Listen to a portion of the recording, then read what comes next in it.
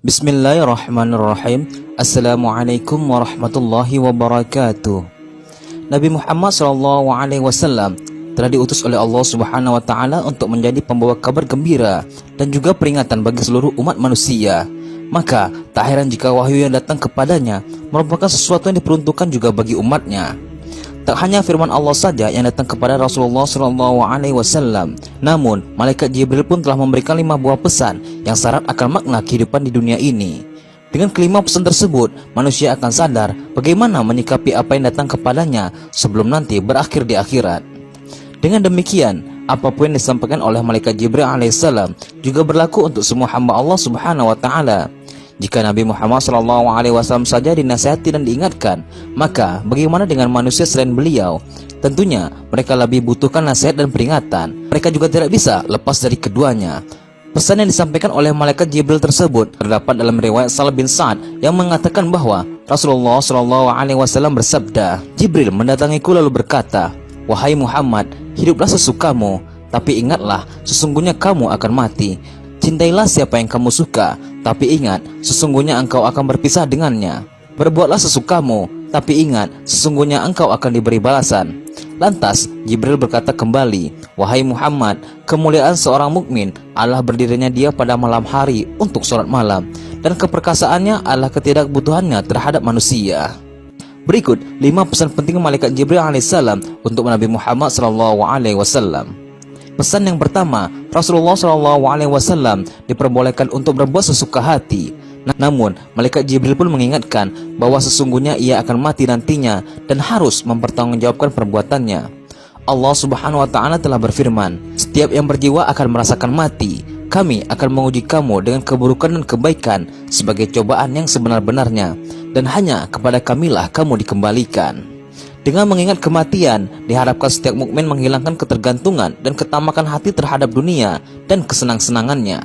Dengan mengingat kematian, sudah seharusnya manusia memendekkan angan-angan untuk dunia dan hanya mengharapkan kehidupan di akhirat yang kekal.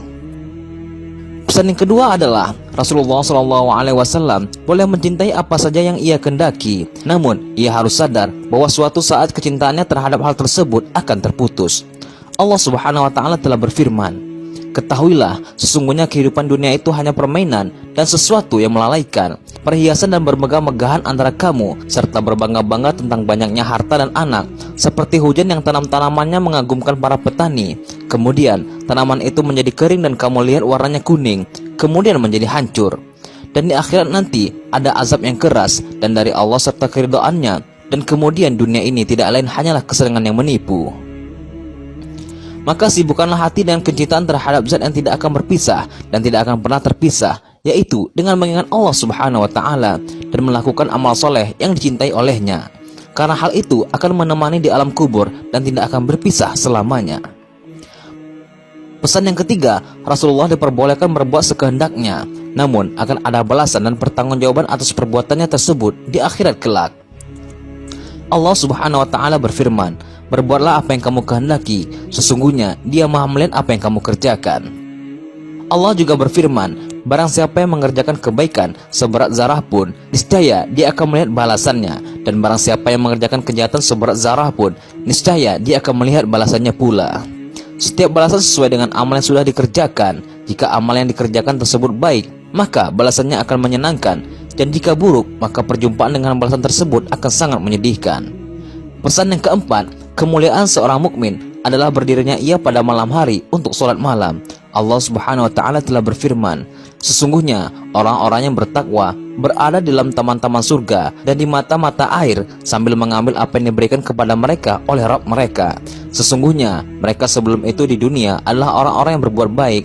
Mereka sedikit sekali tidur di waktu malam, dan di akhir-akhir malam mereka memohon ampunan." Dari Salman Al-Farisi radhiyallahu anhu bahwasanya Rasulullah SAW bersabda, "Dirikanlah sholat malam, karena sesungguhnya sholat malam itu adalah kebiasaan orang-orang saleh sebelum kamu. Sholat malam dapat mendekatkan kamu kepada Rabbmu. Sholat malam adalah sebagai penembus perbuatan buruk, mencegah berbuat dosa, dan menghindarkan diri dari penyakit yang menyerang tubuh." Ketinggian dan kehormatan seorang mukmin adalah usahanya menghidupkan malam dengan mendawamkan sholat tahajud di dalamnya, berzikir, dan membaca Al-Quran. Pesan yang kelima, keperkasaannya adalah ketidakbutuhannya terhadap manusia. Kekuatan, keperkasaan, dan keunggulan seorang mukmin dari orang lain adalah ketercukupannya dengan apa yang dikaruniai Allah Subhanahu wa taala kepadanya dan ketidakbutuhannya terhadap apa yang ada di tangan manusia. Dan karena mulianya hamba ini di tengah-tengah manusia, maka ia akan menjadi orang yang dicintai di tengah-tengah mereka. Abu Abbassal bin Sa'ad As-Sa'idi radhiyallahu anhu berkata, seorang laki-laki datang kepada Nabi Muhammad SAW dan berkata, "Wahai Rasulullah, tunjukkanlah kepadaku suatu amalan yang apabila aku lakukan akan dicintai Allah dan dicintai manusia." Rasulullah SAW bersabda, "Zuhudlah terhadap dunia, pasti Allah mencintaimu, dan zuhudlah terhadap apa yang di tangan manusia, pasti manusia pun mencintaimu." Umur manusia itu sangatlah pendek ketika dibandingkan dengan kehidupan di akhirat yang kekal. Malaikat Jibril menyampaikan pesan singkat melalui Rasulullah SAW tentang hal terbesar yang bermanfaat dan bisa menyelamatkan setiap hamba Allah Subhanahu wa taala dari kengerian hari pembalasan yang pasti akan datang kemudian. Dan nasihat ini pun telah mencakup kebaikan dunia dan akhirat dan memberikan jaminan dengan kebahagiaan dua negeri tersebut.